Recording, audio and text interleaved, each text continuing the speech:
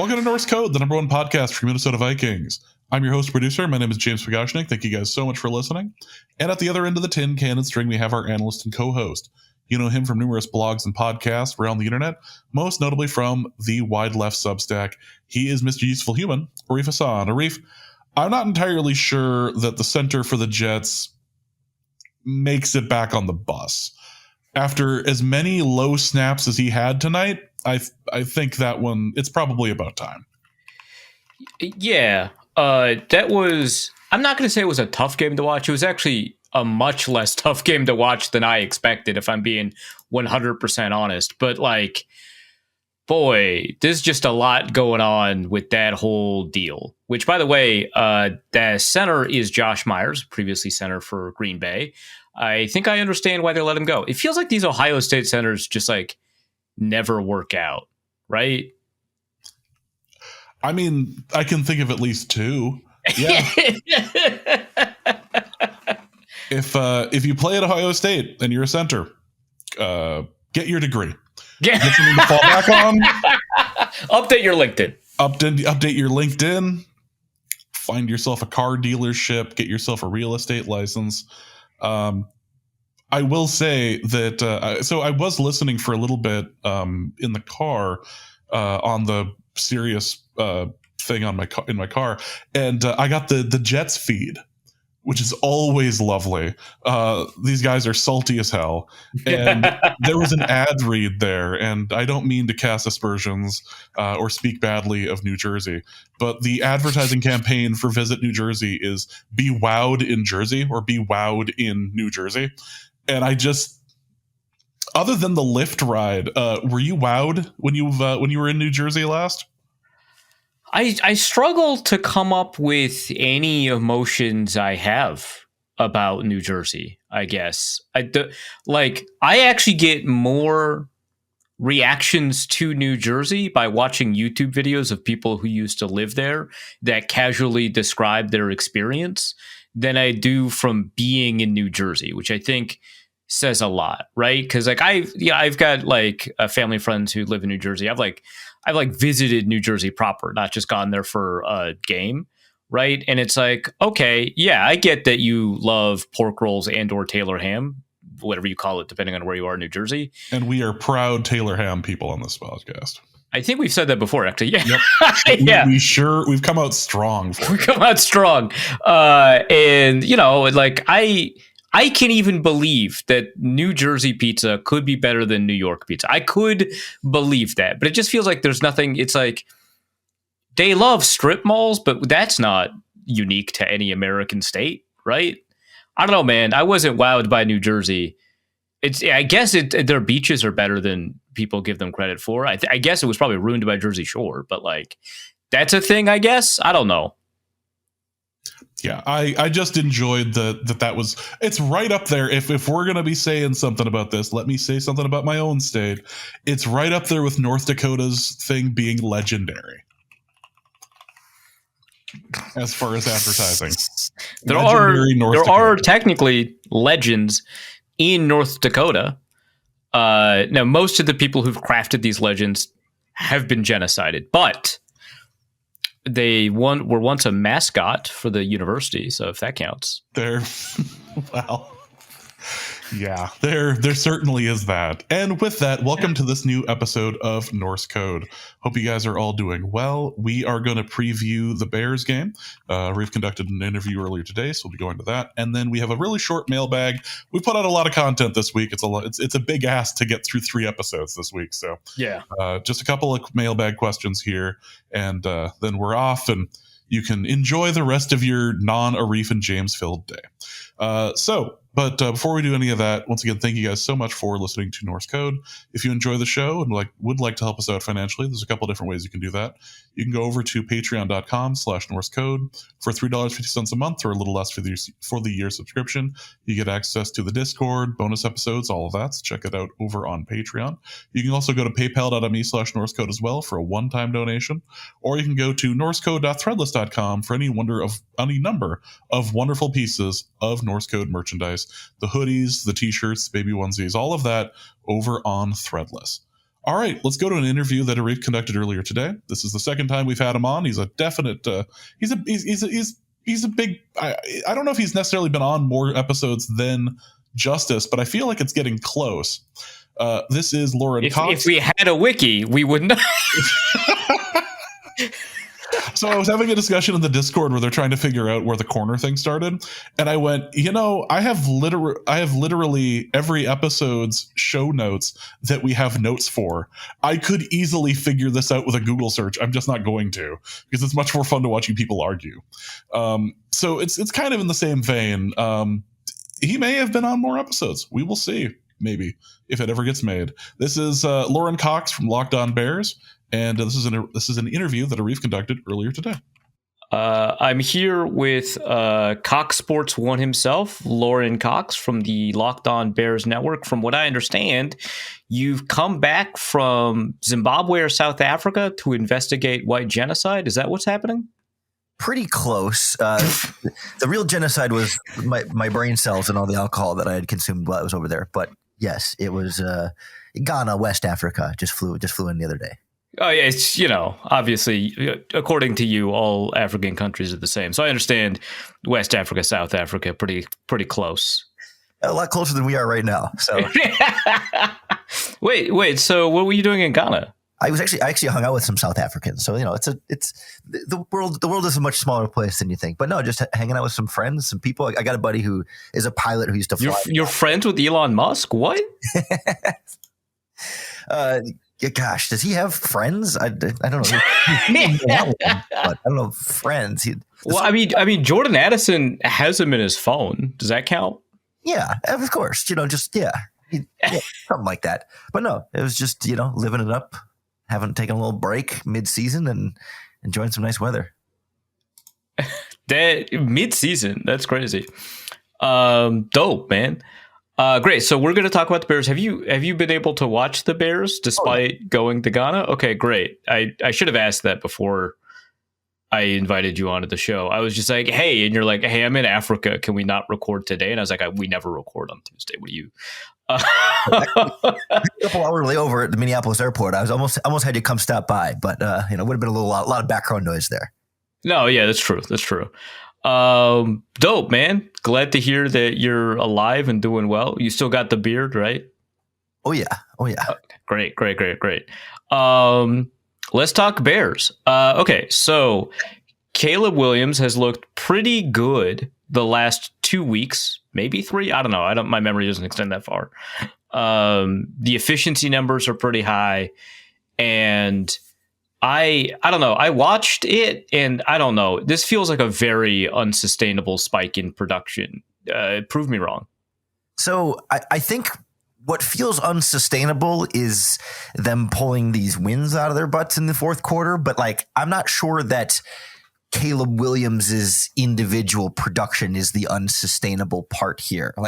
This team has been pretty consistent over the course of, I'd say, the last 6 games or so, of they're really sharp on the opening couple of drives in terms of scripted plays, and then things kind of fall off for the second and third quarter, and then in the fourth quarter, Caleb turns things on again, and they find a way to have some clutch performance. So it feels like there is still a lot of room for improvement from what they've gotten from Caleb in the offense so far, but the bigger obstacle has really been the defense, and that's kind of the thing that has kept them from being in these games, or has kept them from winning these games more handily, and forced Caleb to have to come back in the fourth quarter multiple times to win these games. And the harder part is can the defense not keep blowing it? And I wonder if there's going to be opportunities where that becomes too much to overcome.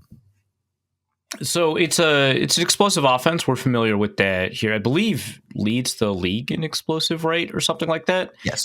And I find it kind of fascinating because the pass protection is bad, right? Well, especially Theo Benedict, but with that, okay, so I was texting some people in a group chat and I was like, am I crazy? I hate this offense. And they were like, yeah, you are. The offense is fine. But here's my take. It's that the offense is, and this is kind of why it feels unsustainable from an offensive standpoint. Yeah, we could talk about the fact that a lot of it is like fourth quarter comebacks. Again, very familiar with that here. We can talk about the defense in a little bit. One score. Yeah. Just love it. Right. But the reason it kind of strikes me that way is like, one, in the under 2.5 second window, at least in the last 3 weeks when I was taking a look at the stats, Caleb Williams is like below average. In the over 2.5 second window, he's like 1, 2, or 3. Under pressure, EPA per drop back, he's like number 1. Without pressure, he's like 30th.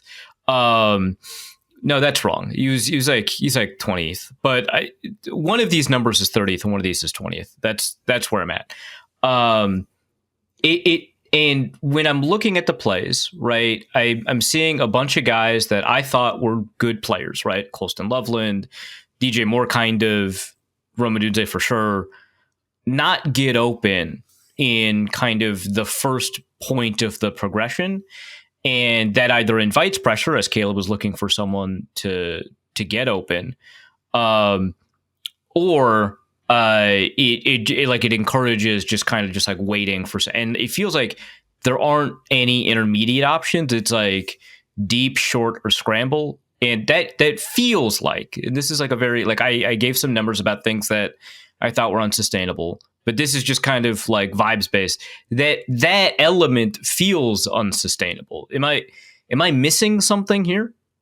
I'm not sure that the deep, short, or scramble part is necessarily unsustainable, because they've been able to also run the ball so well that like if they have to come back to if deep's not there and they have to come back to short and scramble, that like that's enough, because as they try and cut down on penalties that have been a big issue for a lot of the season, but have seemed to turn around the last game or so, then you get in a little bit more manageable down in distances where he's been able to throw short of the sticks on third down and still convert first downs. And that's part of the reason you bring in Rome Odunze and Luther Burden and Colston Loveland and et cetera, to not have to make him necessarily be right or be, super aggressive all the time. And it's just been kind of trying to find that balance between when to try and fire it downfield, when to take the check down, when to extend the play, when to scramble, when to throw it away, when to maybe take a sack every once in a while. Like, and that mixture feels like it's coming to a finer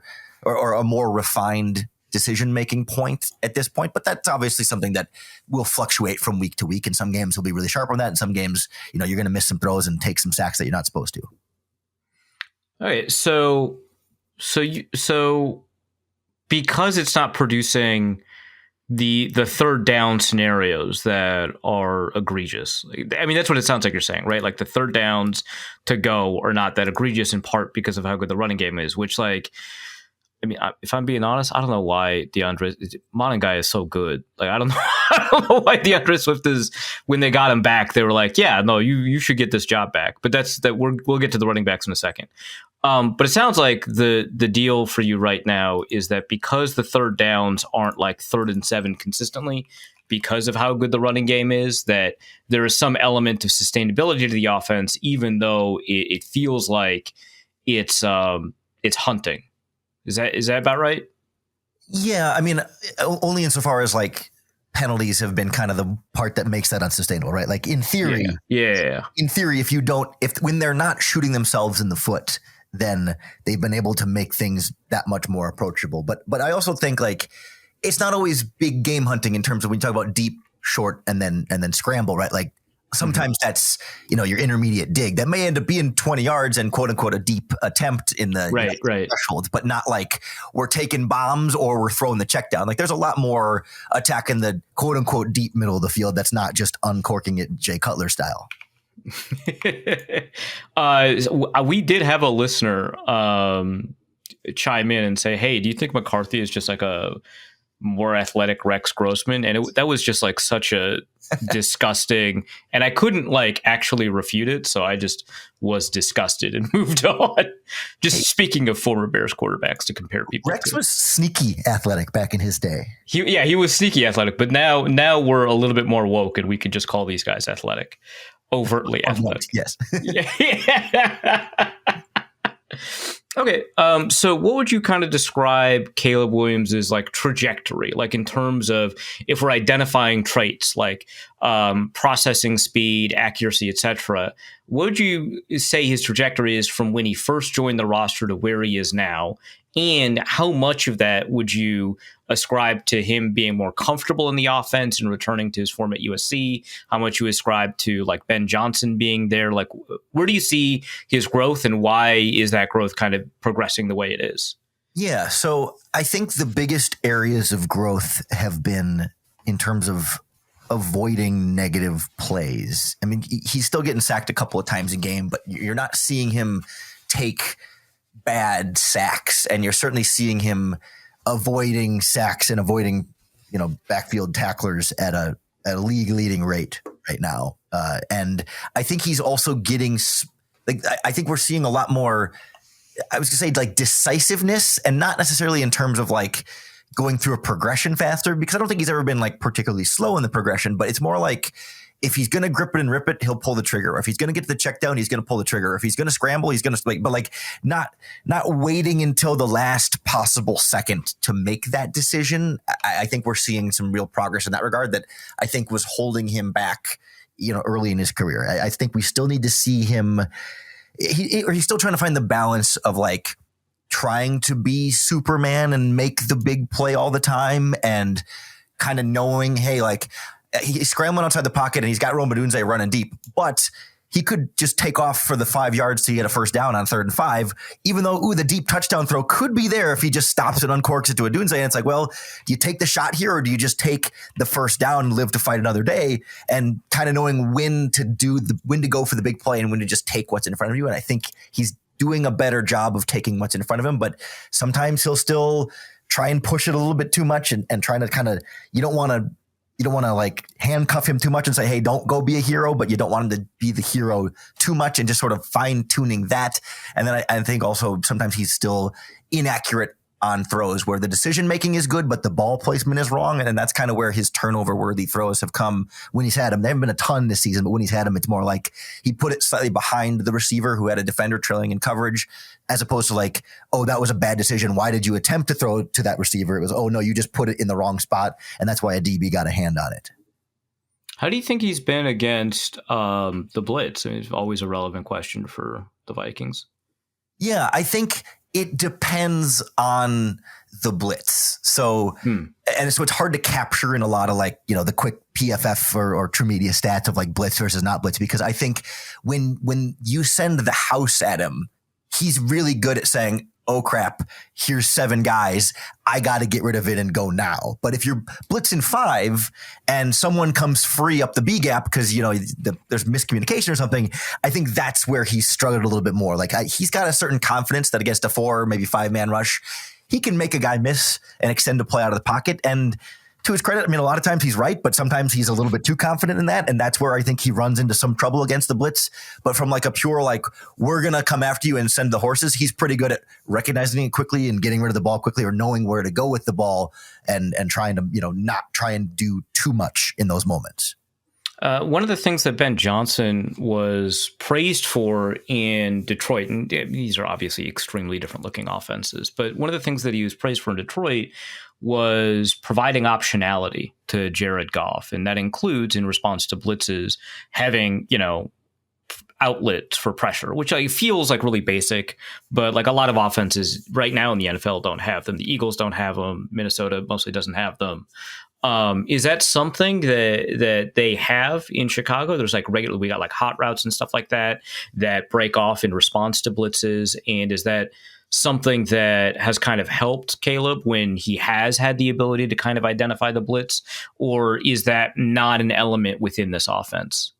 Yeah, it's definitely an element within this offense. It isn't, or at least in the early stages of the season, and not until more recently has it been always executed properly. Like there was I'm forgetting which game it was. It might have been the Ravens 2 weeks ago, where blitz was coming and I think it was Colston Loveland had it was kind of like an option route where like if the blitz comes, he's got to be hot to the flat, and Caleb is flushed out of the pocket quickly and just kind of shucks it to the sideline where Colson Loveland is supposed to be breaking to the outside, and he doesn't, and it's an intentional grounding. But we found out afterwards, like, hey, yeah, he was supposed to break out against the blitz and just didn't. So like it's in there, but there's moments where rookies or just new players in the offense are still trying to learn exactly when and where and how and being on the same page there. That it feels like it's mostly cleaned up, but the last 2 games have been against the Giants and the Bengals, so it hasn't necessarily been like this clear, like, oh, everything is fine and they're beating great defenses or anything. So there's still an element of that's coming together, but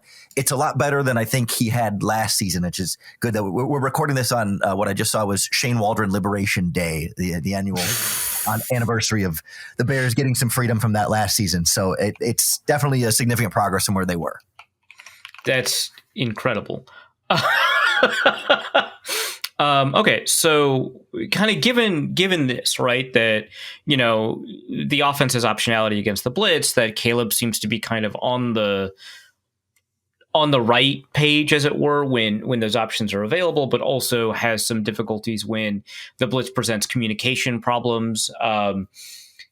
How would you assess the readiness, especially given the pass protection issues, the readiness of the Bears offense to deal with the Brian Flores blitz package that, in against the Lions was a bunch of cross dog blitzes, but against the Ravens included none of those. Very few, even linebackers lining up in the A gap, sometimes linebackers lining up as edge rushers. I mean, the blitzes from my eyes do look very different, even if the coverage is essentially the same on the back end for them. Yeah, so this is, obviously the huge question coming into this game, and it's hard to gauge because exactly that point, like we don't know exactly what or how Brian Flores is going to approach this, because like even in week 1, they didn't blitz Caleb overly aggressively in that game. They were more willing to kind of sit back and they still would rush 5 and stuff here and there, but like a very stark difference than what we saw, like you said, against the Ravens last week, where it was just like every single time they were getting after Lamar Jackson.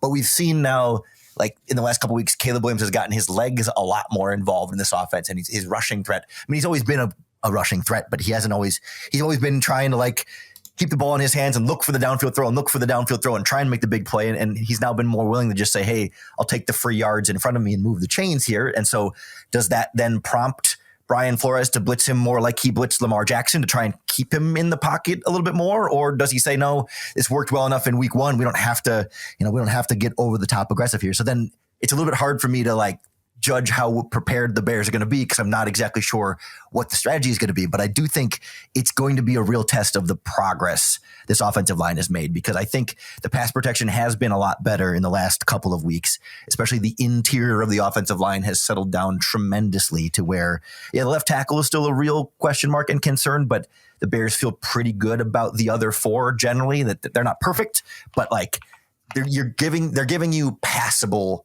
pass protection, like at least average to good enough pass protection, sometimes even better than that, depending on the quality of opponent, that you should be able to get by, but they have not been tested by certainly a front or a defensive unit like this, like from Brian Flores, that is gonna push them in ways that they haven't really in a number of weeks since they've started playing better.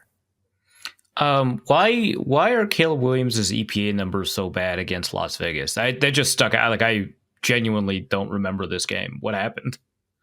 I have to refresh my memory a little bit on that game too.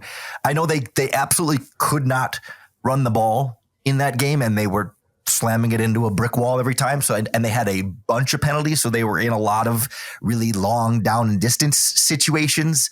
And there were I remember there being a couple of inaccurate throws there that were just like he just missed guys that were otherwise open.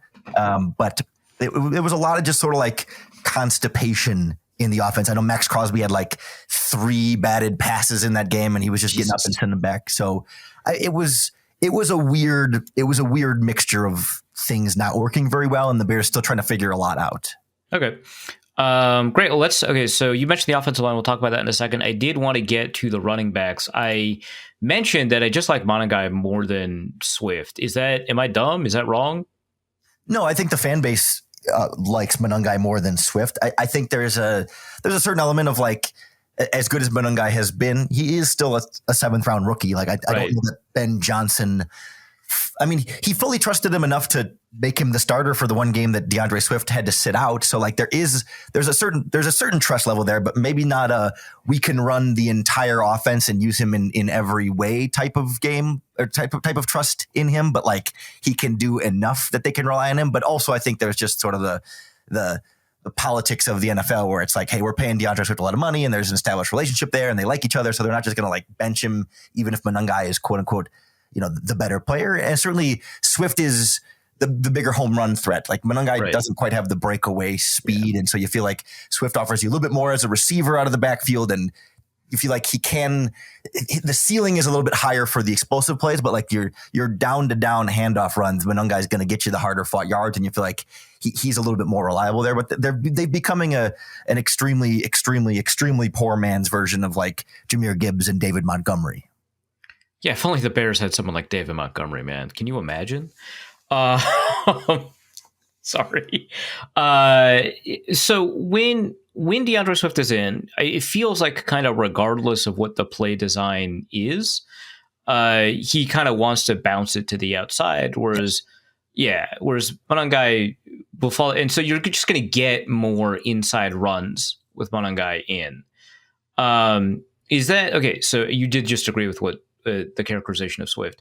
Does that present, like you've mentioned that the running game is good, but does that like maybe present some issues or problems with making sure that it keeps producing the way it does? I guess not necessarily. Like it's one of those like until defenses figure out how to stop you, just keep doing it. Like they've gotten a lot better at running those outside zone plays. I think initially they kind of struggled with like the timing and the intricacies of double teams at the first level and then how long to stay on that and then when to break off to the second level and kind of sometimes going too early or sometimes going too late. And that would just kind of disrupt the flow and the timing of the running back. And it seems like over the last month or so, the likes of Joe Tooney and Drew Dahlman and Jonah Jackson on the interior in particular seem to have really locked that in to where, the zone concepts give you enough flexibility that if Swift is bouncing to the outside and Monangai's taking on the inside, you can call the same play and sometimes it's an inside run and sometimes it's an outside run. So it's not like defenses can fully key in on that the same way because at the same time too, like Swift will sometimes bounce it to the outside on the front side or cut all the way back to the backside. And, it's still not, you can't just overcommit to one thing because, Swift is in the game, so we know he's going to run here, or Monangai's in the game because he's only going to run here. Like there's tendencies there, but not like a foolproof defensive strategy of, we know exactly how this running play is going to go. All right, let's talk about the offensive line. We've brought them up a couple of times. Theo Benedict is kind of the pariah of this group, which, like, fair enough. Braxton Jones is on IR. I guess that's just what happens. Can you tell me about British Columbia? Can you tell me about Theo Benedict, and then also tell me about the rest of the offensive line? I'm actually really curious about Darnell Wright, but we'll get to that. Yeah, so Theo Benedict was an undrafted free agent last year for Matt Eberflus's final season, and his name became known in Chicago because he was, I don't know if you can call him a Hard Knocks star when he goes on injured reserve after the first preseason game, but like first couple episodes of Hard Knocks, sure. He was made famous because the team had the rookies perform karaoke in front of everybody in a team meeting. It was like their quote unquote, soft hazing. And for his karaoke, he ripped off tearaway pants and was wearing an American flag Eagle Speedo and sang, I don't know, it wasn't God Bless America. It was some kind of, patriotic Lee Greenwood or whatever. I don't remember, some USA song.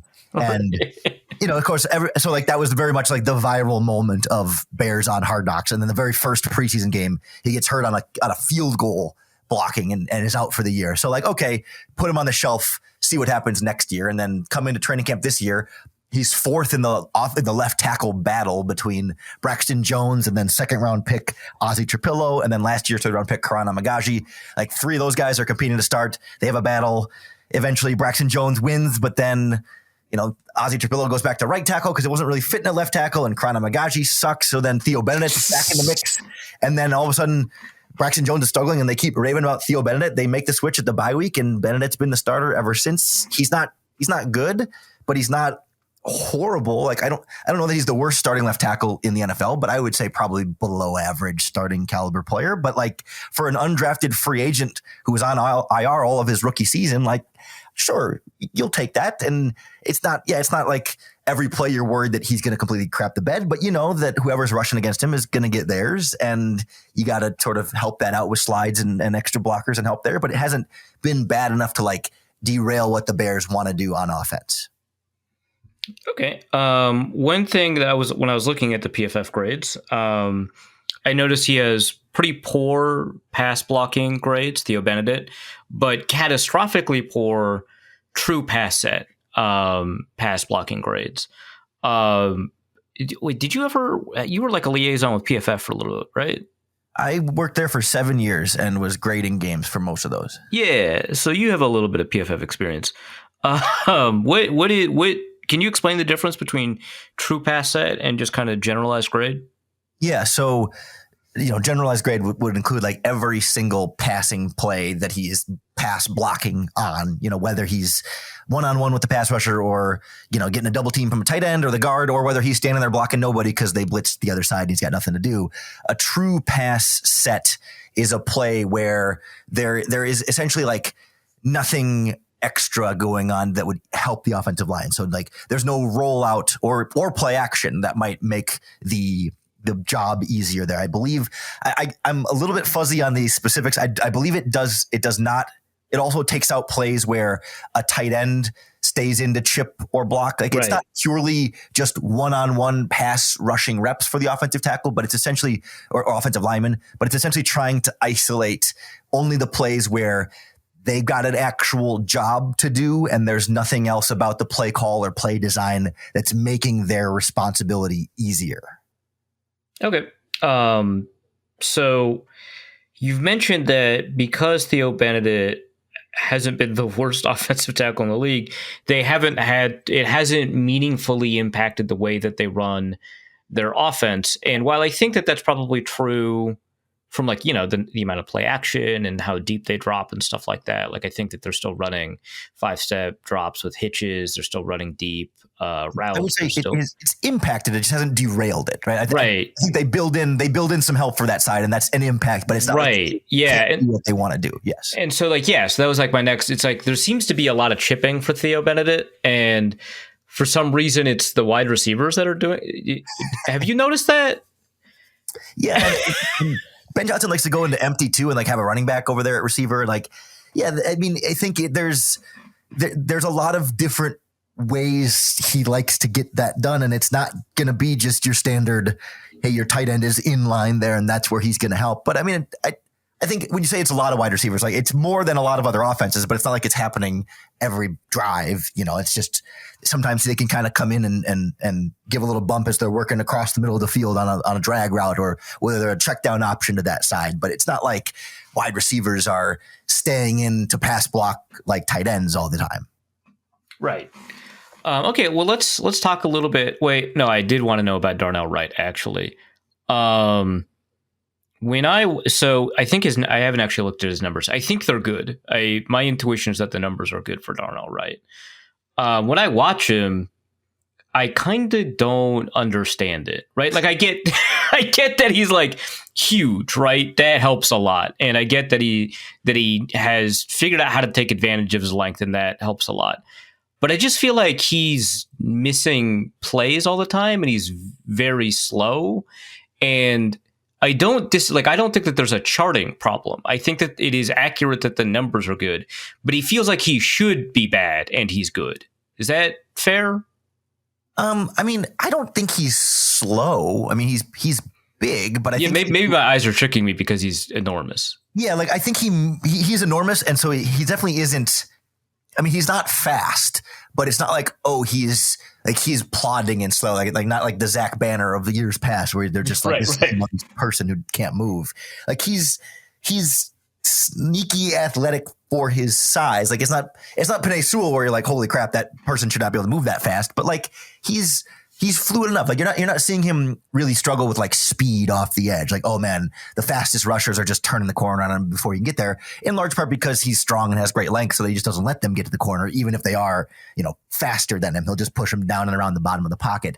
I think for him, it's just been a little bit more of like a a down to down consistency thing where sometimes he'll absolutely dominate somebody in front of him. And there's just moments where every once in a while, he mistimes his punch or his pad level is a little bit too high. And it's just kind of little technique things that take you from being a really good right tackle to like that Pro Bowl caliber stud. But I think Chicago and the fan base has full confidence in Darnell Wright and feels like he's someone who is in line to get a big contract extension and be one of the higher paid offensive tackles. I think the bigger question is, in the upcoming offseason, do they move him to left tackle and start Ozzie Trapillo at right tackle moving forward, or do they need to go out and find a new left tackle?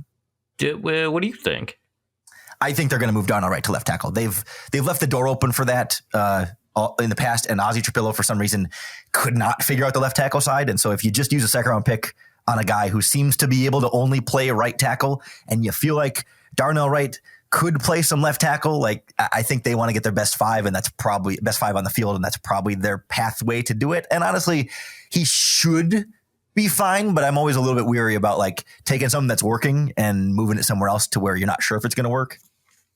Did he play left tackle at Tennessee? Not his seniors, like not his final season there, but if I remember right, I think he did earlier in his college career, played some snaps at left tackle, but I'm not 100% sure off the top of my head. All right, so 2022 right tackle, 2021 left tackle, the whole season, yeah. 2020 right tackle, 2019 probably didn't, right tackle. So the one season at left tackle, and I don't know, his grades just got progressively better every year. It's like a neat little rainbow, actually. His grades just got progressively better every year. So it sounds like the left tackle transition wasn't that difficult, relatively speaking. All right. It's been, 6 years? Yeah. That season, it will have been 6 years. And it's like, yes, he's capable. So like, do you take an above average to possibly great right tackle and move him over to left so you can get your second round pick in the lineup, or you just say, screw it, we have a really good right tackle, let's just leave him there and we'll figure out the rest? Yeah, it's an interesting question. It sounds like you're in favor of it, but apprehensive. Yeah, I mean, I think it depends on like what I think my other left tackle options are, right? Like if I look at free agency in the draft and say, I got nothing, this is my best bet, then let's do it. But if you look at, you look at your options and say, oh, actually have the chance to get a pretty good one somewhere in there, then maybe I'll just get the good players and let Theo Benedict figure it out later. Ozzie Trapillo figure it out later where he's going to play in his NFL career. Let's talk about tight end real quick. Colston Loveland, the correct pick. Okay, so real quick, obviously Tyler Warren is having a great season. There is some conversation about like how much of his production is scheme dependent, which like continues a conversation from like Penn State. But I mean, it seems like he's having a really great season. And I think the classic kind of defense against that is that like, well, there are two different types of tight ends and they play different roles. And very much it seems like Colston Loveland is playing a different role than Tyler Warren. And I wouldn't say anyone is disappointed at his level of play, especially after that big play. What was it, against Cincinnati, was it? Or was it the Giants? I think it was Cincinnati. Yeah. But I don't know, like it's not that important to litigate because at the end of the day, it seems like you got a good player, but let's litigate it. Was that the right pick? So, I mean, the obvious answer here is like, it's too early to tell. And I think anybody trying to make boo rookie, blah, blah, blah, blah. I do still feel like it was I'm confident that in the long term, it will be the right pick for the Chicago Bears. That I think the big difference is not only like scheme, but also, Tyler Warren has been the number one tight end in Indianapolis from the moment he stepped on the field. And Cole Kmet was the Bears' true starter for the first 4 games of the season. He has quietly, he's still the quote unquote starter, but he has quietly lost his role to Colston Loveland over the last 4 games. Like Loveland is for the first 4 games, Loveland had under 40 snaps in each one of his appearances, and then the last 4 games he had over 40 in each of those. Correct. There hasn't been a formal like benching of like Cole Kmet is now the backup and Loveland is the starter, but like functionally we kind of knew this would be coming, and then Kmet got hurt in that process, and that was all they needed for them to be able to kind of more judiciously make that move. And so the other factor here is that when the Bears drafted Colston Loveland, they knew he was recovering from shoulder surgery that he had in January. And so they knew from draft day that he would not be available at least until the start of training camp. And he was limited at the start of training camp. So like he was a couple of months behind in terms of not only learning the offense, but more so like getting on the same page with Caleb and all the intricate details of Ben Johnson's offense that I think contributed to a slower start to the rookie season. That I think if Loveland had been healthy from day one, like Tyler Warren, maybe he could have started even farther ahead, but then still would have been back up to Kmet and still wouldn't have quite the same production. But I think like if you put Colston Loveland's into Indianapolis with the health that Tyler Warren has had, I think he'd have similar numbers to what Tyler Warren is doing in Indianapolis, and vice versa. If you took Tyler Warren, gave him Loveland's injury, and kind of put him on the Bears path, he'd probably be doing pretty similarly to what Loveland's doing here. That's crazy that you want to injure Tyler Warren, man. Let it go. So how is he being, because we talk about how they're being used differently, how is he being used, and kind of what traits is he showing? What traits? There's a subject verb agreement problem I'm having right now. What traits does he have? And how are they kind of informing his level of play in that role? Yeah, so it's definitely something that as his role has increased and Cole Kmet's role has decreased, like it's a little bit fluid in terms of like trying to define like, oh yeah, here's specifically how they use him. Because I think earlier on, they were putting him out wide and in the slot quite a bit, but they've been doing a little bit less of that as he's gotten a bigger role and been able to play a little bit more in line. And now you're seeing Kmet play a little bit more of the slot, especially this past game against the Giants. So, I mean, there is a certain aspect that Ben Johnson likes some of the interchangeability of the two, to say, hey, we trust both these guys to play wide receiver, to play slot, to be in line, to be a blocker, to be a pass catcher, to do a little bit of everything, to play some fullback. And like the fact that we can put either one of them there makes it harder for opposing defenses. But I think the traits that really stick out and have separated him from Cole Kmet a bit is, I mean, first of all, just, the speed and the athleticism. That Kmet's just a little bit slower, a little bit less explosive. He's a little bit bigger, Kmet is, but like Loveland is much more fluid and makes more happen after the catch. Like he's someone who has bounces off tackles a little bit better and stays on his feet and creates more yards after catch than Kmet, who's a little bit more plodding, and he's physical and will get more yards after contact, but not so much like run over a guy and carry him for 5 or 6 extra yards there. So I think that type of playmaking and also just like holding on to contested catches a little bit better than Cole Kmet too, who has a tendency to not drop them, but be separated from the ball more easily than you'd like a 6'6", 260-pound tight end to be. Like Loveland just is a little bit sharper in some of those minute areas that doesn't make Cole Kmet bad, but it just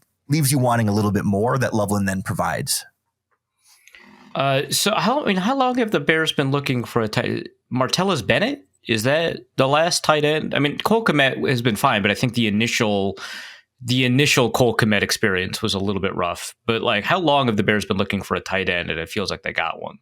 I mean, I think there was a moment there. Cole Kmet had 600 yards in his second season and 700 yards in his fourth season. Like these were sure, yeah. These are the last year of Matt Nagy and like the second year of Matt Eberflus. Like he has been good enough most of the time, but he's just never been a difference maker. He's just been like all reliable, and they've kind of been waiting for that difference maker moment. Bennett's definitely the last difference maker they had at the position, but even him, he had his own volatility involved. But yeah, I mean, he's been good enough to not make them go use a high draft pick on a tight end up until Ben Johnson comes to town and says, no, I need a little bit better. I need a little bit better than this. But like, he hasn't been. I need my Sam Laporta. Yeah, like Kmet's like top 15, but not top 10 type of guy every year. Okay. That's fair. Yeah, I was doing Kmet a little bit dirty. I just remember like the Bears like going through tight end after tight end after tight end. It was like Zach Miller and then a big rotation after that. Deion Sims was there for a while. Yeah. Trey Burton, it was rough. Yeah, I thought Trey Burton was going to solve the problem too, but I was excited about it. Even Robert Tonyan a couple years ago was supposed to come in and be that. Oh yeah. Gerald Everett last year was supposed to be a big compliment for him, and they just all flamed out. Rip. Well, I guess it's solved now. Knock on wood. All right. Receivers. I want to see more Luther Burden. What's up with this? You are going to see more Luther Burden. Ben Johnson has pledged to use more Luther Burden. It's a similar conversation to Colston Loveland, where at rookie minicamp right after they draft Luther Burden, he suffers some kind of soft tissue injury and essentially misses all of OTAs and mandatory minicamp. So then he comes to training camp kind of late and behind in terms of development and timing and stuff with the quarterback. So, he pretty quickly loses the number 3 job to Olamide Zaccheaus, and he's kind of like number 4. And Ben Johnson doesn't use 4 receivers a ton, so they rotate him in some spots, but it's just hard to kind of get him a lot of playing time there. But then, we've seen DJ Moore banged up a couple times this season, so Burden got some extra opportunities. And now, Olamide Zaccheaus has a good connection with Caleb Williams and gets a lot of targets, but he just does so little with the targets that he's getting, to the point where it's becoming obvious when he has, 7 catches for 35 yards and Luther Burden has 2 catches for 50 yards. It's like, hey, maybe some more of those balls should go to the guy who's making some big plays with them. And I think the last game or two, we've seen Burden turn a little bit of a corner in terms of like the precision in the route running that Ben Johnson is looking for has gotten a lot better. The timing with Caleb Williams has gotten a lot better. There was a stop route that Caleb threw to him last week against the Giants where like the ball is out before Luther Burden has even turned around to look back towards the quarterback. And it's like, there's like the precision timing that they need in this Ben Johnson offense, that now the receiver is there and the quarterback is there with the receiver, that we can start seeing this turn up a little bit more, because like Zaccheaus has always been kind of the short underneath intermediate security blanket type. And I think they want Luther Burden to work more downfield as opposed to just plugging him right into that role. But at the same time, if you give it to Luther Burden short underneath, he can absolutely like take that and make a big play with it and give you more than Zaccheaus. So long term, the plan is for Burden to replace DJ Moore, but in the short term, I think he can be the upgrade over Olamide Zaccheaus. And I think Bears fans are collectively hoping the target share starts to shift a bit in that direction. All right. Do we like DJ Moore? It's complicated, I think. Because like DJ Moore is a talented wide receiver, right? Like he is easy to take for granted and say, oh no, just trade him away. It's like, no, you are better with having DJ Moore in your offense than not having DJ Moore in your offense. But like, there are always going to be little frustrations with him that feel like nitpicking, but like when you're paying a guy $20+ million a year and you want him to be 1,000-yard receiver for you, like some of those details are the difference between being a really good player and being an actually great player. And sometimes it's little effort things here and there on route running. I think the effort has definitely gotten better, and he's been more involved as a blocker this year than he ever has before. But like, he's just a guy who, I'm not going to say shies away from contact, but certainly doesn't embrace it. And there's a really sharp contrast between that with him and Luther Burden, where like Luther Burden catches it and he's turning upfield, and sure, he's looking for his speed angle, but as soon as he realizes I can't run away from these guys, he's going to lower the pads and try and push through them. And DJ Moore is someone who will step out of bounds at the first opportunity he has to avoid contact. And like, as someone who also doesn't want to get hit by 250-pound NFL players, I don't blame him. But also, like, you're seeing other guys fighting just a little bit harder and doing that, 5% more. You kind of look around and say, well, maybe you don't deserve the ball as much then, because you got plenty of other options. Like, it's different last year when they're just trying to get anything going offensively and trying to generate a passing game however they can. But now when you've got so many mouths to feed between all the players we're talking about, like DJ Moore has kind of fallen, we'll say, out of favor there, right? He's not in the doghouse per se. He's not losing out on snaps, but like his target share is way down compared to previous years, and his production is reflecting that. All right. And Adunze is great. Probably we don't need to spend time. The one caveat there is every single game, Adunze has a dropped pass or a pass that is not caught that he needs to catch. Like, not always a clean, quote unquote, PFF drop where he's wide open and hits him in the hands and comes down, but it's more like, if you're going to be a top 10 pick at wide receiver, you need to hold on to this pass as you're going to the ground to the sideline, or when there's some contact from the defender, right? Where it's like, our expectations are really high for you because you play really well and you were drafted so high. So we need you to make those extra plays. Like, he catches the easy stuff for sure, but like, he needs to catch the harder stuff. And there's a low level frustration of like, go be great instead of go be really, really good. Okay. Yeah, fair enough. Yeah, I think is there something else on offense that we should be discussing before we move on? I don't think so. I mean, health has kind of just been the big question mark there with some of the weapons and stuff. And you'll see like on the injury report, DJ Moore and Roma Dunze and Cole Kmet and a bunch of guys are on there on Wednesday. Like Ben Johnson puts everybody on the Wednesday injury report. I was going to ask. Okay, this feels like, because I don't see Bears fans freaking out. This feels like kind of normal. Yeah, it's been a thing the last like 3 or 4 weeks where on Wednesday, half your team DNPs at practice. And it's like, oh, crap, are they going to have no offense and no defense? And then by the end of the week, most of them are good to go and it's fine. And they were just kind of being extra cautious with them. But it feels like there's a cumulative effect there that's eventually going to catch up with them where like DeAndre Swift's probably not 100%. Cole Kmet's probably not 100%. DJ Moore, Roma Dunze, probably not 100%. And like 70% of those guys is fine for a while, but the more that deteriorates, like eventually maybe something's going to catch up there where someone's going to get hurt more seriously or just not be as effective. But for now, it's been fine. So fingers crossed, I guess. All right. So the defense. They're bad. Yeah. Why? Is it just the pass rush? This feels like they shouldn't be bad. Like where do you think they should be good? Well, okay, I guess Jalen Jones isn't like good. Jalen Johnson's hurt. Yeah. Jalen Johnson's hurt. Jalen Jones isn't good. I don't know. The safety group is fun and nice. And you were telling me earlier this season that Tyreek Stevenson is like a real boy now. He's kind of he was for a little while, and then he's kind of come back down to earth. Like he's somewhere in the middle between like, oh, he's actually good and oh, he's actually bad. But like he's better than he was, but not like, oh, he's check this box and turn this corner of like, oh, he's actually really good now. It's like, no, he's getting there and you can get by with that. And he's certainly not nearly the biggest problem. So he kind of gets pushed under the rug. Okay. I suppose that's fair.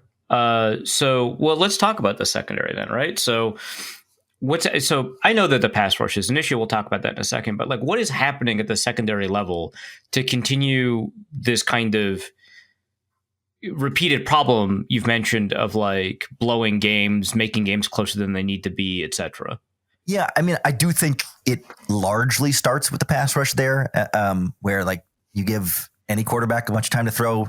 Most secondaries are going to kind of struggle to hold up against that. But like generally it's just there's always going to be a talent gap there when your cornerbacks are Nashawn Wright and Tyreek Stevenson and now CJ Gardner-Johnson in the slot, who's definitely been an upgrade over their previous Kyler Gordon replacements. But like you're missing talent there where like, yes, Justin Jefferson should be able to eat against these guys. And, Jordan Addison wasn't there in week 1, but like he should be able to have a much better or provide a lot more for the Vikings offense than what they had trying to go against these guys. Like I know Wright had that pick 6 in the first game, but like that's not representative of the caliber of player he's been this season. Like they're just not consistent downfield. And when the quarterback has time to throw, like Dennis Allen isn't playing nearly as much man coverage as I think he'd like to, because he knows these guys can't hold up all that long. But then when you're sitting in some zone coverages and the quarterback has all day to throw, like he's going to find space in between them. Like Tremaine Edmonds is not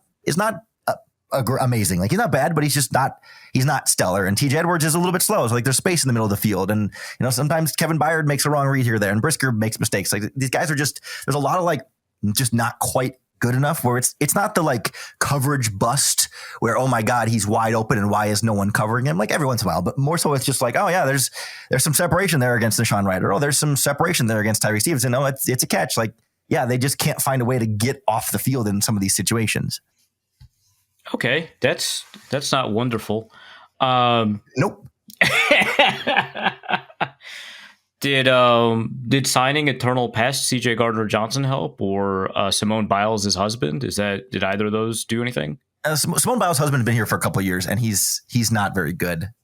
He's a fine special teams player, but he's not very good on defense. CJ Gardner-Johnson definitely has been a boost over. They were rolling with like Nick McLeod as the slot cornerback, who's been horrendous, or Josh Blackwell, who's now, I think he's hurt. But CJ Gardner-Johnson's, I think, bigger impact has been near the line of scrimmage. He's much more effective in the run defense than some of their backups have been, and that's helped a lot. And then he's had a couple of sacks in his few games here in Chicago. They blitz him off the edge. He gets home pretty effectively and is pretty tenacious in that regard. He opens up a lot for Dennis Allen to be more aggressive up front. He's been fine in coverage. I'd say good enough, but not great. Like you're not like, oh, he's shutting down their slot receiver, but like, yeah, he'll hold up. He'll give up a couple catches. You'll survive with his kind of slot coverage there. So it's been an upgrade, but not like, oh, problem solved in the secondary. They still desperately need Jalen Johnson and Kyler Gordon to come back. Okay. Let's talk about this pass rush. So Montez Sweat seems fine. And Odiengbo on IR is obviously one of the primary problems here. But I feel like you still should be getting more out of a guy you traded for, and a fifth round pick, second year guy in Austin Booker. I don't know. Are these guys as bad as it's like? Are they getting any pressure? Very little, but some. But most of the pressure from this defense comes from the blitz. Like Dennis Allen has done a good job of. He's not like Brian Flores level blitzing, but like when he does blitz, he's been pretty creative about where it's coming from, when it's coming, how they're showing pre-snap, and where the pass rush is coming post-snap. A bunch of different fronts, a bunch of different alignments. Usually on third down, usually from a dime package. Like there's some aspects of predictability of like. When it might be coming, but it still isn't like predictable enough that teams have been able to pick it up super well. So that's been working to manufacture a pass rush at times, but you can't go 4 quarters of having to manufacture a pass rush. Like sometimes you gotta rush 4 and get some pressure with it, and they just cannot. Like you're spot on with Sweat, where he hasn't been horrible, but it's kind of like a little bit like the Rome Odunze conversation earlier, although more extreme. Where like Sweat's been certainly much worse, but like. They traded a second round pick and gave you a high-end pass rusher contract. Like they need you to not just be good, but to be great. And like Sweat's going to get, his handful of pressures every game. And he's got 4.5 or 5.5 sacks. Like he gets like a sack and some pressure every game, like the bare minimum. He's passing, he's got passing grades, but you need A's and B's and not C's and D's. And that's kind of what you're getting right now from Montez Sweat. But like the problem is there's been so much more disappointment elsewhere that he too kind of gets to skate by because Grady Jarrett has been an absolute bust on the interior, has provided as close to zero pass rush as you can get from a veteran defensive tackle that you're paying a bunch of money to. Dio Dangbo, before he got hurt, pretty useless on the other side. Good in run defense, but like as a pass rusher, pretty useless. Like they seem to be getting better pass rush from Austin Booker since he came off of an injured reserve than what they were getting from Odangbo. So it's just an issue there where like Booker and Dexter have both shown you some flashes and a lot of upside, and like you're feeling good about them long term, but like when they're 2 of your most consistent options right now, that's not good enough. And they don't have any kind of depth that can really spell them and give you much pass rush off the bench either. So that's the single biggest problem on defense is not being able to get pressure, certainly with 4 and needing to blitz so much that becomes more of a problem. When you take a look at like how long JJ McCarthy holds onto the ball, the nature of the interior offensive line for the Vikings, do you see, I wouldn't say maybe get right game, but do you see maybe a couple more opportunities for this pass rush than you typically would, or is it just cooked? Yeah, I think there's some real opportunity there. Like this pass rush has not been like useless all season. Like in the sense that, yeah, when they've played opposing offensive lines that have been struggling, they've been able to get some pressure there. Like it's even still like not as much as you would want it to be in those games. Like they should be doing even more, but they've been able to do a good enough job against teams like the Cowboys and teams like the Saints and even the Bengals a couple weeks ago. Although there were times when Flacco could just, especially late in that game, when he could just sit in the pocket and slice and dice you. But like, so I think there's some opportunity against McCarthy, but I do think the Bears defense is very turnover reliant to overcome those types of shortcomings. And that's where I think more of the confidence comes against McCarthy, that like they can get 1 or 2 off of him. But like the Bears have had, I think there have been 3 wins this season where their opponent has only punted 1 time in each of those games, where every drive is either usually a field goal or a turnover. And that's been enough to win those games, but that's the part that feels a little bit less sustainable than the Caleb Williams 4th quarter comebacks. Okay, yeah, fair enough. Linebacker, wait, first of all, is TJ Edwards, what's going on? He's been kind of hard to pinned down injury wise this season, because he was such an Iron Man for the first, 5 seasons of his career. And then he missed his first ever game earlier this season. And he's kind of been a little bit in and out of lineup. Like we used to always be able to trust that, if he's on the injury report, he's still going to play, but then he was missing games and he didn't play last week against the Giants. So hard to tell there, but he's definitely the big concern there from health wise, because if Noah Sewell is replacing him at middle linebacker, he's been a disaster. Or if they move Tremaine Edmonds back to the inside like they've done sometimes, he's not nearly as good there as he's been back on the weak side. Now this season has been kind of a revelation for him, playing quite a bit better. All right. Anything we absolutely need? Well, I guess I didn't actually ask about Tremaine Edmonds. He's a guy. He's a high-paid guy. He's a high-paid guy. Top 5 highest-paid linebacker in football, and definitely doesn't play that well. Like he's been up and down this season. Like he kind of is what he is at this point, and I'm not.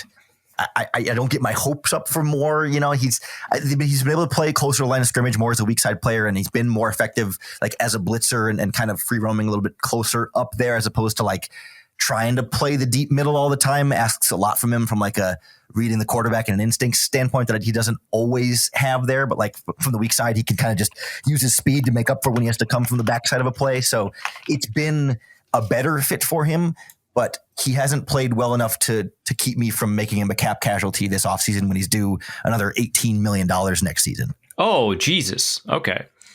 No, thank you. 17, but around, close enough. Yeah, sure.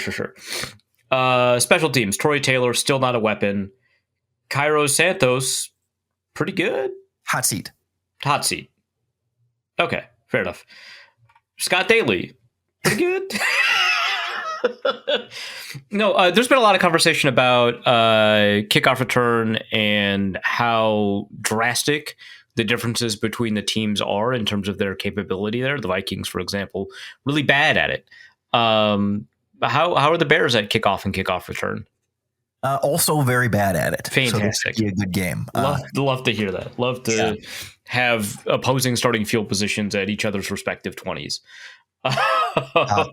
Well, no, that's the thing is like the Bears coverage is really bad too. So like, they give up long returns and they get okay. Their kick return game is slightly below average. Their kick coverage has been pretty horrendous. They gave up a touchdown earlier this year and they're giving up a lot of returns, to the 35, 40 yard line that give the opposing teams too good a field position a little bit too often. I love to see movable objects versus resistible forces. This is fantastic. All right, man. Bears, I think last I checked, are favored by, I don't know, 3. Let's say 3. No, actually, no, I hate that. Let me look that up.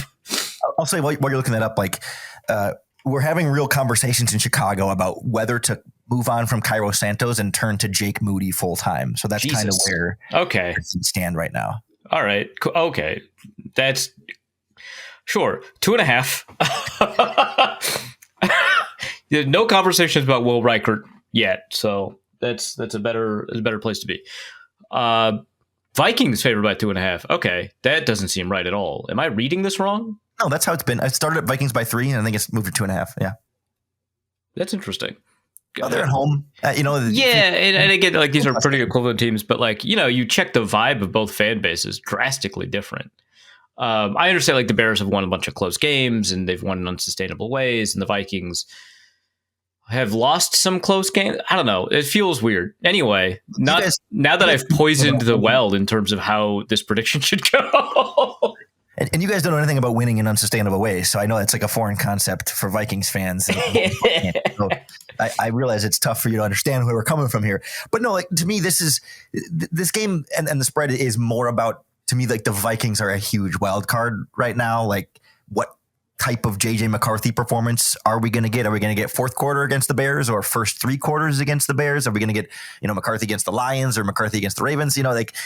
And certainly like defensively, like how Brian Flores is going to attack Ben Johnson and how Ben Johnson's going to respond. Like there's a lot of like big unknowns there that I could kind of see swing either way. And that's what makes it a really like coin toss type of game for me that honestly, like it's going to be a big injury question there. Where like if Jonathan Grenard is out for the Vikings and Van Ginkel's a little bit banged up and their offensive line I know is dealing with some injuries there. Like if the Vikings are the more banged up team and the Bears are healthy enough and get Edwards back and have the receivers all good to go and stuff, like that to me is enough to swing it in the Bears' favor, and vice versa. Like if the pass rush is fully healthy for the Vikings and the Bears are a little bit banged up across the board and they're missing some more pieces on defense, I'm not sure that they're going to have the horses to overcome this one. So I think it's going to be really close either way.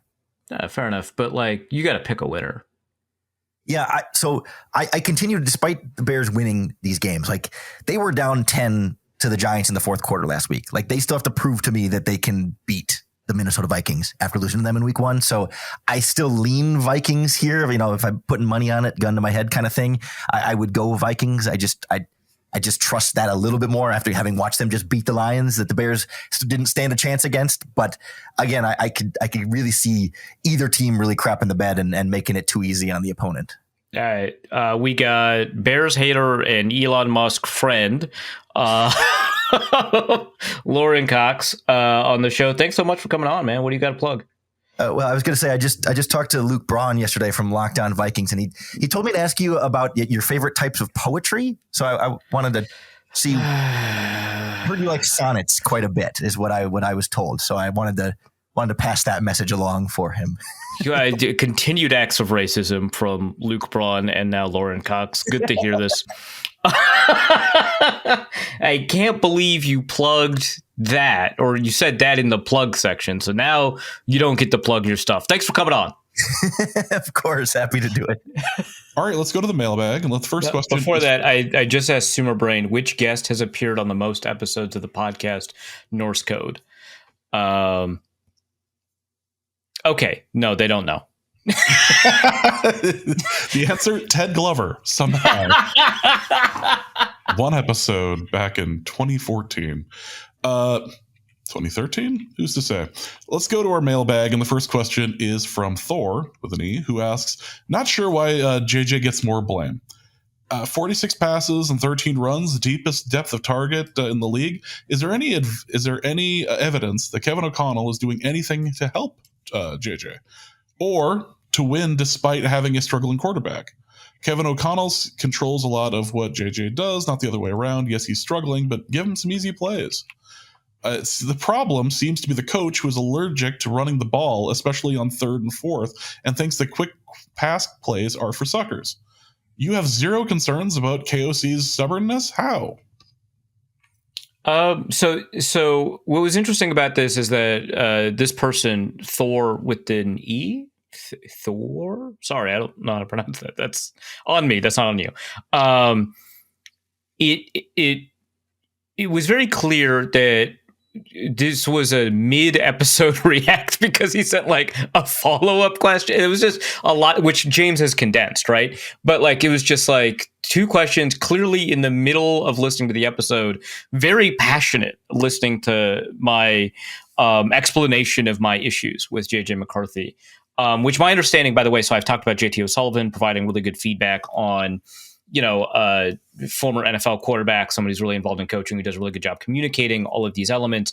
On his Patreon, he has like a 1.5 hour video breaking down McCarthy's game against the Ravens. I haven't watched it yet. I am going to very soon, because the last time he broke down JJ McCarthy was very illuminating. But my impression, based off of what people are saying, is that it was very negative.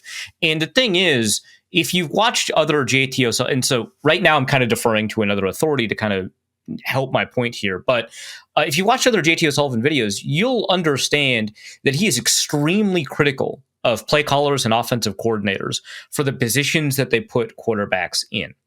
And so and he has like strong opinions about offensive play design and stuff like that. And he acknowledges like sometimes it's his personal preference that's kind of guiding those things. And sometimes, it's just kind of based off of what can you expect a quarterback to reasonably do. And he very often is very friendly to quarterbacks, right? Like can't catch it for him is like a phrase he uses all the time.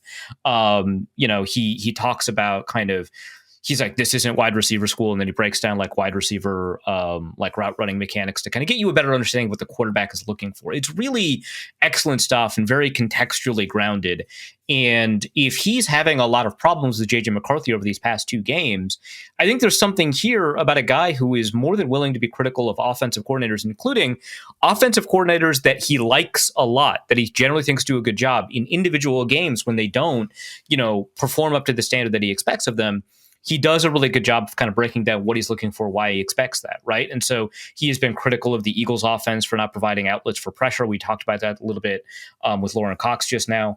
That kind of stuff, right? And he has a lot of issues with JJ McCarthy. And I think that is kind of the core thing here, is that once we kind of remove ourselves from I think the emotions that are involved with hoping that, a first round pick quarterback works out, I think it is a little bit easier to kind of identify what elements are his fault and what elements are Kevin O'Connell's fault. Now, I think this question is a little bit unfair because I think I do spend a fair amount of time criticizing Kevin O'Connell, not just in the previous episode, but in the Carr episode and in previous episodes going over other games involving JJ McCarthy. I think we do a pretty good job of talking about the elements that we think are Kevin O'Connell's fault and talking about the elements that we think are the fault of the quarterback, right?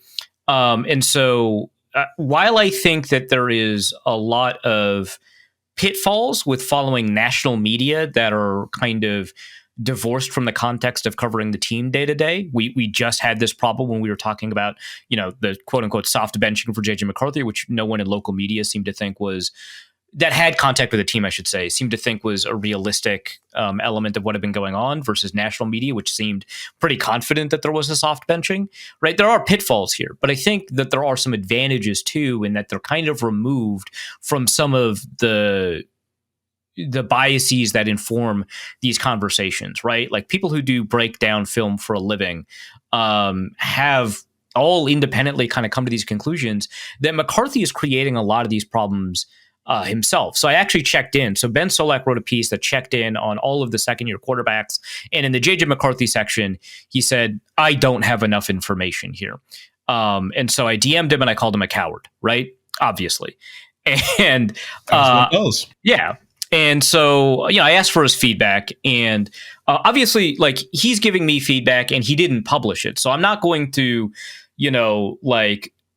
blow up his spot and not allow him, to make his public statement be, we don't have enough. But based off of my conversations with him, based off of his deep film study of what's been going on, which, hey, bonus points for Ben Solak, who I never like to compliment. I think his breakdown of Bo Nix was very good in that piece, right? Like, this is a guy that has been super productive, but in ways that, I think draw suspicion from people like me about how much of that is quarterback skill. He has a lot of issues with McCarthy, right? And Ben Solak is another person who does a pretty good job of separating what he thinks about what the offensive coordinator and the play caller is doing and what he thinks the quarterback is capable of doing given those constraints. So he and others that you may or may not like Stephen Ruiz, right? He and a lot of these other guys that like kind of dive into the film, I think Bryce Rossler at Sports Info Solutions, and other guys that I trust a lot, JP Acosta for CBS Sports, they're all kind of lockstep is the wrong word, but they all are in this broad agreement, along with JT O'Sullivan, that a lot of these problems are JJ McCarthy. And I think my explanation that there's only so many adaptations that a coach can engage in before the offense becomes unworkable and unusable is, I think, effective here, right? So I think, for example, the reason I think this question is unfair is kind of the last question, right? You have zero concerns about KOC's stubbornness? No, I didn't say that at all.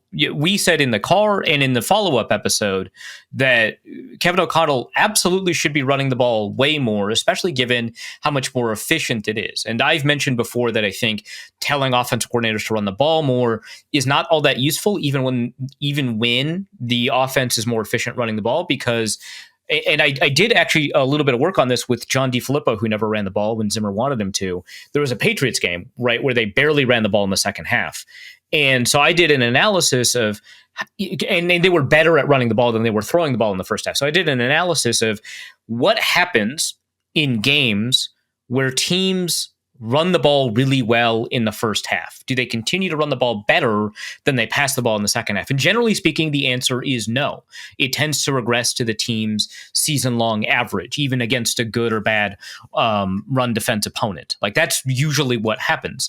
And so I want to be careful about saying that you should run the ball more. And so if I'm at the spot where I'm like, hey, Jesus Christ, run the ball more, I think that that's meaningful, and it says a lot about my willingness to kind of criticize a coach who's not doing enough to help the quarterback. I agree that Kevin O'Connell is creating some additional obstacles by his relatively slow adaptation to helping out his quarterbacks. But I also think that there's a lot that goes into these adaptations that are really difficult to figure out. Like, O'Connell did a bunch of play action rollouts for Carson Wentz against the Browns, right? And then he didn't do it again, even though it was successful against the Browns. Why not? Well, I think part of that is because there was probably a specific matchup reason that you would do that against the Browns and not against, say, the Ravens, right? How teams react to play action, and specifically how teams react to play action with a naked bootleg. And how that affects the quarterback and what your quarterback is good or bad at, right? Like, there are probably reasons based on the film, based off of how these teams react, right? Like Roquan Smith, for example, the linebacker for the Ravens. I've talked to a couple of people that do some tracking in terms of like, this is something Eric Eager pioneered when he was back at PFF, called bite distance over expected. So when you run play action, the linebacker should bite, right? Should run towards the line of scrimmage as if he's defending the run. And then once he realizes that it's not a run and it's a pass, he has to go back and drop to his depth, right? And based off of what everybody is doing, you can get a good understanding of what that linebacker's depth should be, right? Because there's only so many coverages in the NFL. And so how long it takes or how much distance they have to travel to get back to where they need to be is your bite distance over expected. And the results are really good and intuitive when you initially run it. So one of the quarterbacks with the lowest bite distance over, which is a good thing, right? You don't want to bite. Lowest bite distance over expected, Eric Kendricks, who was phenomenally good at reading what offenses were doing, right? That's an intuitive and good result. Patrick Willis was up there too, right? Luke Kuechly, even better than Eric Kendricks at this. So you're getting the results that you want and the results that you need, right? Roquan Smith, so contemporarily, so if we ignore the historical results and move forward and look at linebackers today, Roquan Smith is one of the best linebackers in the NFL at having a low bite distance over expected. So that might be a reason you don't run as much play action. Another reason that you might do it is you've noticed that they have just added another edge rusher, or just kind of generally who their edge rushers are, right? You've noticed that they have another edge rusher. That's important, right? Because it could be the case that the way Draymond Jones attacks play action is by attacking the mesh point or the quarterback instead of the running back. And if that's what happens, you can't do these rollout play actions. So why didn't Kevin O'Connell engage in these play actions more often?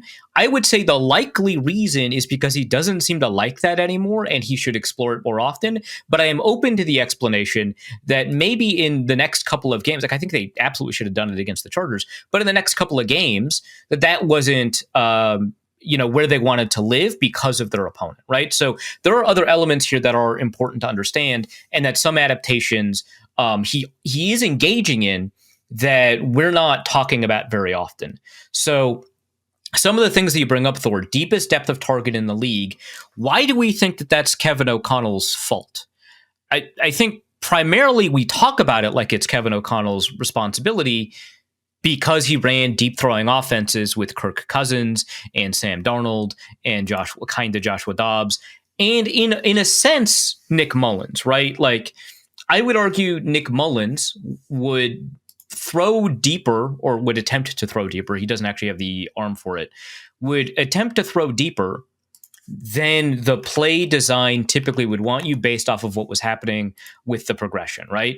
I think it is really, really important to understand that Kevin O'Connell, though a deep ball passing guy who absolutely wants to throw the ball deep, I think that it is pretty easy to understand that McCarthy is still throwing it deeper than Kevin O'Connell wants, right? And the way that we can kind of understand that is to take a look at the depth of target for all of the quarterbacks that have thrown with Kevin O'Connell. So Sam Darnold, Carson Wentz, Joshua Dobbs, Kirk Cousins, etc. Right? It is not close. It is not remotely close that McCarthy throws the ball way deeper than the play design that Kevin O'Connell has implemented for the other quarterbacks. The other guy that I just looked it up right now as I was talking. The other guy that throws it that's second in this ranking in terms of air yards per attempt or average depth of target is Nick Mullins, a guy that I just criticized from my recollection and intuition was throwing it deeper than the play was designed. And they are a whole yard apart. Sam Darnold, I would argue, threw it as deep as that play design kind of demanded, 8.45 yards downfield, according to True Media. Kirk Cousins also followed the play design, and he was way lower at 7.41. In the same offense, Carson Wentz, 7.62. Now, obviously, there's a complication here because there was an adaptation for Carson Wentz in terms of the play design to throw shorter, right? But still, Carson Wentz had a number of games with a deep play design embedded into most of the offensive games. So, I think it is pretty reasonable to say that McCarthy is throwing deeper than O'Connell wants, or that the play design would demand. And I think one element that is involved here is McCarthy's insane time to throw. 3.44 seconds, according to True Media, which the next is like Joshua Dobbs at 3.38 seconds. Like, it's very obvious that he's holding onto the ball way longer than the play design wants, right? So Kevin O'Connell is responsible for some elements here. And I think in having a deep passing offense that over the past 4 years has thrown it at 7.97 air yards per attempt, relatively deep-ish, is playing a role here. But I think that it's more McCarthy, and the evidence that we have for that, A, that it takes him a long time to get rid of the ball, B, that he's often throwing these deep balls well after receivers break out of their routes, C, that when compared to other Kevin O'Connell quarterbacks, he's throwing it way, way deeper than them. I think the evidence here suggests that a lot of that is on JJ McCarthy. I actually don't know why the construction of this question automatically assumes that the depth of target is a coaching thing. In fact, depth of target more often follows quarterbacks than it follows coaches. Kevin O'Connell is kind of unique in that it is a little bit less true for him as a coach. But for the most part, quarterbacks will throw, and Nick Mullins is a good example of how it is different because Shanahan, he had a low depth of target. O'Connell, he had a deep depth of target. But most quarterbacks are in control of their depth of target more than offensive coordinators are, right? So I think the idea that Kevin O'Connell controls a lot of what JJ does, not the other way around, that's a quote from the question, is incorrect. I think that there are some things Kevin O'Connell could be doing a lot better. He could give some more easy plays, but we've seen McCarthy airmail screen passes and passes in the flat kind of constantly. Like a lot of these high throws are screens. A lot of these really high throws are passes 3-5 yards down the field. I don't think it's the lack of easy plays that is causing this problem. If you only look at, let me take a look at air yards, throws that only go 6 yards downfield or less. If I take a look at that and look at all the quarterbacks in 2025 on throws that are only 6 yards downfield, and I look at EPA per dropback, right? If I look for McCarthy, he is 41st of 42 quarterbacks. Only Cooper Rush is below him. Buddy, I don't think it's the fact that there's fewer deep passing plays in here. The short passing plays are some of the worst short passing plays we see in the NFL. When I actually only look at players with at least 75 attempts this year, he is 39th of 39 in throws that are 6 yards or shorter down the field. Like you want like easier throws, right? Well, then it's on him to execute them, and he's not executing them. Now, if I'm only looking for throws where it's less than 6 yards and the time to throw is under 2.5 seconds, because maybe he's scrambling and then he's dumping it off. Maybe it's unfair. That doesn't change. In fact, he's worse. So if I'm only looking at throws 0 to 2.5 seconds and an air yards of 6 yards or fewer, he has negative 0.63 EPA per dropback. And in fairness, only 17 of those throws. There should be more of those throws. I agree with that element. But 38th, Jake Browning is at negative 0.27, negative 0.63, and negative 0.27. The difference between 39th and 38th, the difference between J.J. McCarthy and Jake Browning, is the same as the difference between, what is this, 0.35? Is the same as the difference between 38th and 14th, Aaron Rodgers. What are we doing? Why are we talking about it like it is only on Kevin O'Connell to produce easier throws?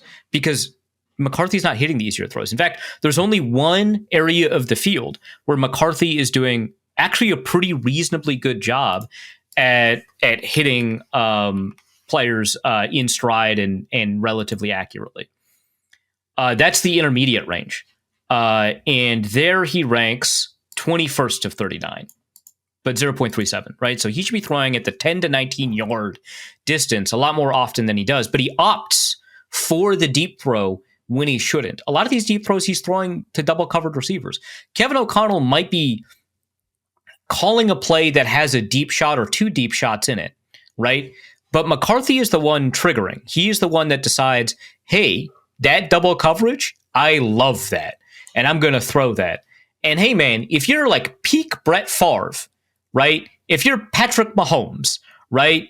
And you can thread that needle, go ahead, man. But McCarthy, you're not that guy. Not yet. Maybe you could be, but you're not that guy right now, right? So I think it is really important for us to say that the primary person at fault for J.J. McCarthy's performance is J.J. McCarthy. Kevin O'Connell is not helping him in ways that he should be, but he is helping him in other ways that I think a lot of offensive minds don't. And if we wanted to talk about all of the offensive elements that are holding McCarthy back, right, I would say that they're not ultimately all overcomable, right? But they are not responsible for being dead last in the league. Well, I guess now Dylan Gabriel has surpassed him in being dead last in the league, but like dead last essentially in the league in EPA per dropback. He can explain why a good quarterback is playing only above average. You can explain why an above average quarterback is playing below average. You can explain why a below average quarterback is playing really poorly. But it can't explain the worst quarterback play in the NFL. And that's really what I want to get at, is that the existence of obstacles does not suggest that the obstacles are the only reason. Football is complicated. A lot of elements are involved here. We can acknowledge that Justin Jefferson had a really, really bad game. We can acknowledge that Kevin O'Connell doesn't run the ball enough. We can acknowledge that those all play a role here. And we can say, hey, Blake Brandel, what is that situation? That's bad. That's making the quarterback worse. We can acknowledge all of that and then also say the quarterback is bad. Now, I just spent a lot of time criticizing J.J. McCarthy, and I know a lot of people don't love that, and I understand that, right? I want to continue to emphasize that I don't think that this means Carson Wentz should start once he's out for the season, but or whatever, maybe not the season. But I don't think that this means Carson Wentz should start. I think that once you select a quarterback at that point in the season, just stick with that guy. It doesn't matter. 2, I also want to emphasize, I don't think J.J. McCarthy is doomed. I think the history of quarterback play that we have suggests that while the odds are relatively low compared to guys who start well, the odds are not zero, right? We've got your Jared Goffs, we've got your Alex Smiths to some extent, right? We've got your Josh Allens, we've got your Matthew Staffords. They exist, right? But the odds are low. So I just wanted to add that. But this question was, why are you blaming JJ McCarthy? And so the question is going to have a negative tint to it because I'm explaining why. So Thor, that's your answer. I'm sorry it sucks. I want to emphasize, I really strongly believe this is not Thor Nystrom, who is a huge JJ McCarthy stan. I don't think it's that guy. No. Let's go to Leon, who asks, JJ and JJ have not been on the same page. CJ has been hurt most of the year. TJ has been quiet. Josh Metellus has been having a disappointing year. Jonathan Gennard can't get home. Javon Hargrave was soft benched. Neither Pace Jr. nor Murphy Jr. have met expectations. Josh Oliver is hurt. Has the team's jixation finally reached a jipping point into jitastrophe, or is Jalen Redmond using all the juju? Leon, I think you didn't sound all of that out when you set that question, and I don't love the second J substitution word you just used there. I want to emphasize it's spelled Jipping. It's not spelled the other way, right? But I don't love that. But you forgot Jonathan Allen. That's important. He's playing reasonably well. I would argue that Byron Murphy Jr. is playing pretty reasonably well. So some of the juniors, we're good. Actually, I don't even know if I included. Well, I guess we have to include the juniors, right? Because some of the J's are juniors here. Like I don't know if TJ or CJ are juniors, but I think CJ is. Pretty confident CJ is a junior, so I guess we can include juniors here. But yeah, no, I think the jixation may have reached a tipping point. I'm not writing Jonathan Grenard off yet. I think he's going to get home. I think the sacks are going to come. We know that he can finish. We know that he's a high pressure producer. There have been 3 or 4 quarterbacks who've been able to escape him this year. It's frustrating, but it'll come back. And TJ Hawkinson has played well. So I think it's just kind of the situation. One of the ways that the offensive coordinator is helping JJ McCarthy and Carson Wentz, TJ Hawkinson is chipping and slowing down that pass rush, which was previously an issue given the play of the offensive tackles. But now that people are healthy, maybe Hawkinson can kind of release into real routes now. So maybe we're going to see more Hawkinson down the road. Next question is from definitely not Justin Tucker, who asked, did the NFL implement the K-ball this year just to get Justin Tucker off the record books? I don't think Justin Tucker is as big a PR crisis for the NFL as a lot of other players. I don't think it's really important for them to do anything about that. Obviously, the things that he is alleged to have done, awful, right? But I don't actually think the NFL cares that much. Like this strikes me as a situation where like 15 years from now, the NFL will start like celebrating him, and like in the comment section of a YouTube video or in the replies on Twitter, people will be like, hey, didn't he do that awful thing? But most people won't do that. And that's an indictment, sure, of all of us. I think that would be fair to say. But I think the NFL is not that concerned. That said, I do like this conspiracy. The idea that the NFL would change a rule just to get a guy they don't like off the record books is very, very funny to me. So let's go with yes. Next question is from my 5-year-old is trying to replace me, who asks, question for Arifs. This is an investment advice corner. I am currently in year 6 of a 30-year mortgage, 4% interest, and have paid off 25% of the principal. Should I refinance my house into a 50-year mortgage? Okay, first of all, this is not financial advice, or investment advice, even though you've called the corner that title confusingly. But I want to be clear, this is not investment advice. Second, absolutely not. Are you kidding me? First of all, I don't think the 50-year mortgage thing, that's just like a proposal Trump said on Truth Social, right? But absolutely not. Like, my understanding is if you're paying like a $2,400 a month mortgage, which is a pretty hefty mortgage, I think, on a 30-year, you would qualify for essentially a $2,100 to $2,200, something like that, on a 50-year, which means for like a $300,000 home, you're paying over $1 million. The extra years of the mortgage only slightly reduce the monthly cost and massively increase the amount of money that you're paying to the bank.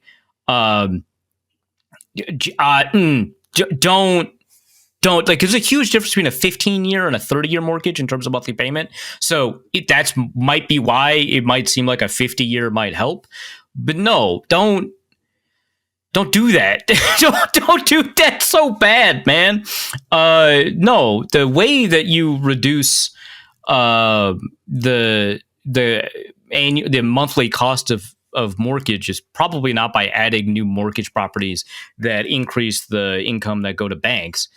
It's probably some other option. This is not a political podcast, but it's probably some other option that, I don't know, subsidizes loans, which will increase housing costs. But like, I don't know, man. Reduce housing supply provided to short-term rentals. Reduce housing supply provided to non-primary homeowners. Stop. It's just other stuff. I'm not doing zoning right now. Increase zoning for multifamily property. Minneapolis is supposed to be doing a good job of this. So check out. I don't like saying Jacob Fry is good at stuff, but like check out Urbanism YouTube. That's where you learn stuff. There we go. Quarterback 1 Cam Akers asks, for a Reef's End Racism Corner, Good. My wife and I finally relented and have allowed my Caucasian son to watch. Thank you for specifying. All right. Yep, to watch, quote, Spidey and His Amazing Friends, end quote. Immediately, all he wants to do is reenact scenes and defeat villains as his favorite character, Spin, aka Miles Morales. Spin? Have we defeated racism? Well, let's find out. Arif, why don't you post on Twitter real quick, and we'll find out fairly quickly if we, as a nation, have defeated racism. All right, let me check my my filtered DMs, right? The message requests that. So if you're a big old fancy blue check like me, you get 3 levels of DMs, right? You get the normal DMs, then you get message requests, and then you get message requests that have been filtered out. So here we go. In the past day, I've got 10 identical messages. Nice to meet you. Gift emoji. Link to a spam website that absolutely will break my phone. Then, hello, are you American?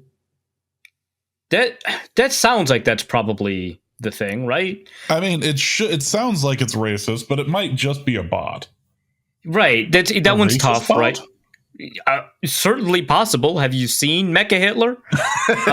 Yes, I have seen Grok. Hey, are you in media? Someone I know tried to reach out but got too nervous. She asked me to give you her free OnlyFans free trial instead. God, okay. You got that one. You got me on that one. That one's.